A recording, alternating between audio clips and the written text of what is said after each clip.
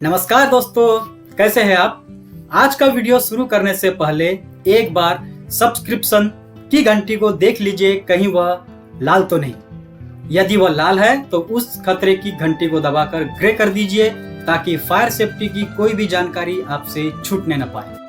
Hi friends, आज के class का टॉपिक है बीएसएड। बीएसएड का फुल फॉर्म है ब्रीदिंग एपरेटस, जो फायर सर्विस में बहुत ही महत्वपूर्ण माना आता है। बचाव कार्य के लिए अग्नि स्थल पर आग बुझाते से दौरान बीएसएड का उपयोग बहुत ज़्यादातर किया जाता है। तो बीएसएड का जो उपयोग है वो फायर सर्विस में फायर फाइटिंग करने के लिए, बचाव कार्य करने के लिए इसका इस्तेमाल किया जाता है। जैसे फायर फाइटिंग करते दौरान बोले तो आग जब जलकर उठती है तो आग से क्या निकलने लगता है, धुआं निकलने लगता है। जहरीला हो सकता है या फिर कार्बन वाला धुआं हो सकता है, जो हमारे शरीर के अंदर जाने पर हमारे शरीर को हानि पहुंचा सकता है। ऐसे धुएं से बचने के लिए बीएसएड का उपयोग किया जाता है फायर फाइटिंग करते दौरान।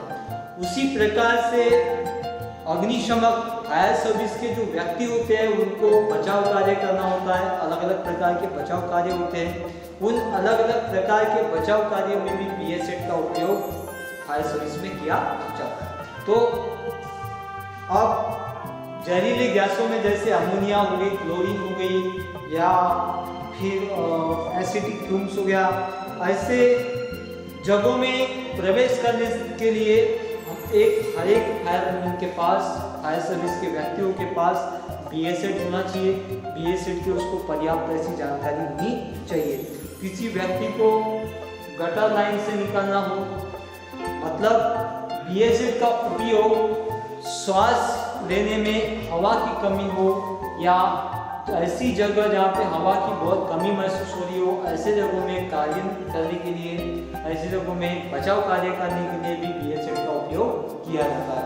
तो बीएसएड अलग अलग प्रकार के कार्यों में, अलग अलग तरह के कार्यों में उसका इस्तेमाल किया जा सकता है। जैसे धुएं वाली जगह में, कम हवा वाली जगह में, जहाँ जहरीली गैस वातावरण में मिली हो, ऐसे जगहों में कार्य करने के लिए बीएसएड का उपयोग किया जाता है। तो बीएसएड की तकनीकी जानकारी, बीएसएड का पहनावा, बीएसएड को पहन के कार्य करना, ये सारी मालूमात, इसकी सारी जानकारी फायरमैन को होनी चाहिए, फायर सर्विस के व्यक्तियों को होनी चाहिए। तो बीएसएड का उपयोग कारखानों में या गटर लाइन्स में या जो बड़े बड़े जो प्लांट्स होंगे उनमें भी क्या करना, बीएसएड का इस्तेमाल करना पड़ता है। तो ये हो गया पहला कि कारखानों में बीएसएड का उपयोग किया जाता है। दूसरा है कि नदी, तालाब या ज़्यादा गहराई वाले कुआं, इनमें भी ऑक्सीजन की कमी हो सकती है।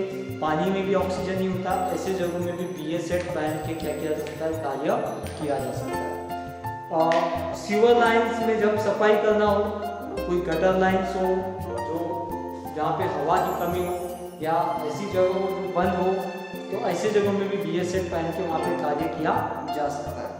और नेक्स्ट है, जब आग से बहुत ज़्यादा धुआं निकल कर आ रहा हो, सामने का दिखाई न पड़े, ऐसा धुआं वहाँ पे जमा हो, तो ऐसे जगहों में हमको सांस लेने में दिक्कत आ सकती है धुएं की वजह से। उस धुएं से बचने के लिए भी बीएसएड का उपयोग कर सकते हैं। नेक्स्ट है, जहाँ जहरीली गैस जैसे कार्बन मोनोऑक्साइड जैसी गैस फैली हो, ऐसे जगहों में भी कार्य करने के लिए बीएसएड का उपयोग किया जाता है।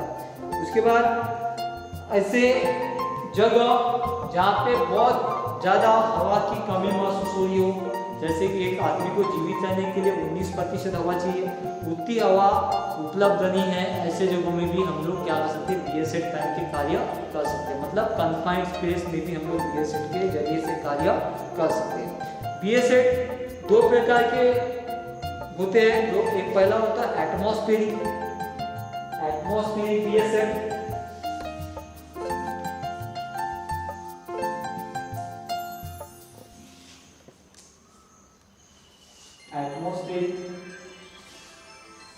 दूसरा है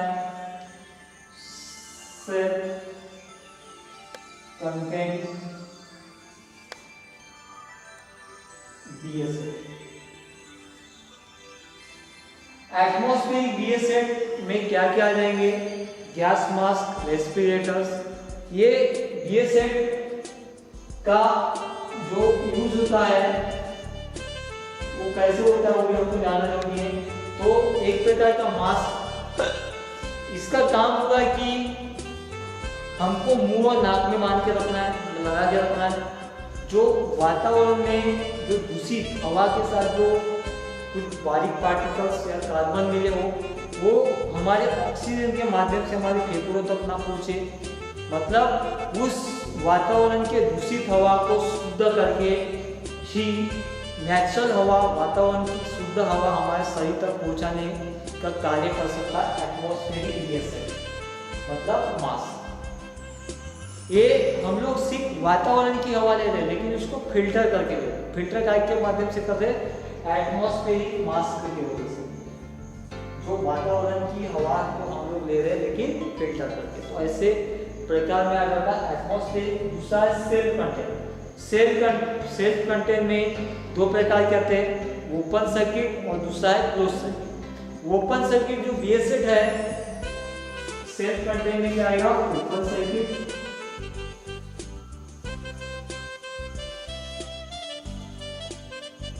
और दूसरा है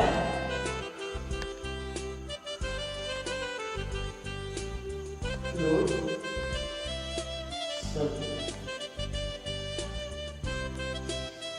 ओपन सर्किट और क्लोज सर्किट एक सेल्फ कंटेन BS सेट। मतलब सेल्फ कंटेन BS सेट जो है इसमें दो प्रकार है, ओपन सर्किट और क्लोज सर्किट। लेकिन ज्यादातर इंडस्ट्रियों में यूज होने वाला BS सेट होता है सेल्फ कंटेन में ओपन सर्किट, जो इसमें पार्ट कम होते हैं, पहनने में आसानी होता है और इसको पहन के हम लोग आसानी से क्या कर सकते हैं? कार्य को कर सकते हैं। ये BS सेट जो है ओपन सर्किट, इसमें मेंटेनेंस कम होता है, इसमें कर्मचारियों का विश्वास होता है क्योंकि इसमें अल्टरनेटिव वाली स्कीम नहीं होती। और क्लोज सर्किट में क्या होता है कि इसमें रिसाइकलिंग वाली प्रोसेस होती है। जो हम ऑक्सीजन लेते हैं और कार्बन डाइऑक्साइड जो छोड़ते हैं तो वही मास्क के माध्यम से क्या होती है? हमारी ही जो सिलेंडर्स होते हैं, जो हमारी एयर बैग होती है, उसमें जाके उसमें रिसाइकलिंग होकर फिर से ऑक्सीजन में डाइवर्ट होता है। इस प्रकार की प्रक्रिया चलती है क्लोज सर्किट। तो इसमें ये प्रक्रिया चलने की वजह से बहुत सारे अग्निशमन कर्मचारियों का उस पर विश्वास नहीं बैठता है, इसलिए ज़्यादातर कारखानों के अंदर में ज़्यादा इस्तेमाल होता है ओपन सर्किट, क्योंकि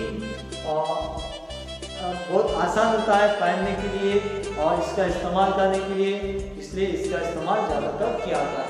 लेकिन BS सेट किस प्रकार से पहना जाए ये भी हमको मालूमात होना चाहिए। जैसे ओपन सर्किट की बात करते हैं हम लोग, ज़्यादातर यूज होने वाला, उसको हमको दो प्रकार से हम लोग पहन सकते हैं उसको। एक है जैकेट वेयरिंग प्रोसीजर और एक है ओवरहेड प्रोसीजर।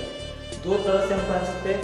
सिलेंडर के स्ट्रेप्स को ऊपर लेके हाथ को जग लेके हम लोग सीधा कंधों में पहन सकते हैं। दूसरा है कि एक जैकेट वेयरिंग प्रोसीजर, जैसे हम अपनी कॉलेज की बैग पहनते हैं अपने कंधों के ऊपर, उस प्रकार से भी हम लोग BS सेट को पहन सकते हैं। तो BS सेट का एक वार्निंग विशेष माना आता है जो कि 10 मिनट पहले बजता है, जो हमको कार्य में रहते दौरान हमको सचेत करता है, वार्निंग देता है कि हमारे सिलेंडर की क्या होगी, गैस खत्म होगी। तो ये BS सेट जो होता है ओपन सर्किट, इसमें क्या होती है? एयर भरी होती है जिसको हम बोल सकते हैं नेचुरल गैस, नेचुरल गैस, नैसर्गिक हवा, जिसमें 35 मिनट, 35 मिनट, 45 मिनट और 55 मिनट की गैस भरी होती है। लेकिन सभी में क्या होगा? 10 मिनट पहले वार्निंग विशेष बज जाएगा। इसको पहले भी अगर हम कहीं कार्य कर रहे हैं तो 10 मिनट पहले वार्निंग विशेष बजने के बाद क्या करना है? हमको उस खतरनाक जोन से, उस खतरनाक क्षेत्र से बाहर निकल कर आना है।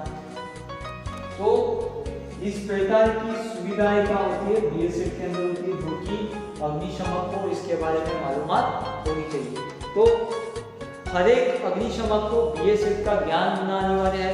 अब ज्ञान में क्या क्या होना चाहिए? तो 10 मिनट पहले हमने बताया कि वार्निंग विशेष बजी, उसके बाद उसमें गेज लगा होता है जिसको हम प्रेशर गेज बोलते हैं। प्रेशर गेज में अगर 100 के ऊपर की एयर भरी है तभी उसका इस्तेमाल करना है, उसके अगर नीचे की एयर है तो उसका इस्तेमाल कदापि नहीं करना चाहिए। ये सेट सभी को सूट नहीं होता है। तो सबसे पहले हर एक वहाँ के अग्निशमक की, फायर सर्विस की व्यक्तियों की टेस्टिंग करनी चाहिए कि BS8 किसको सूट है किसको नहीं है, कौन जिससे अच्छी तरह से कार्य कर सकता है। इसके लिए क्या होना चाहिए, पहले से ही उसका मॉक ड्रिल का आयोजन होना चाहिए।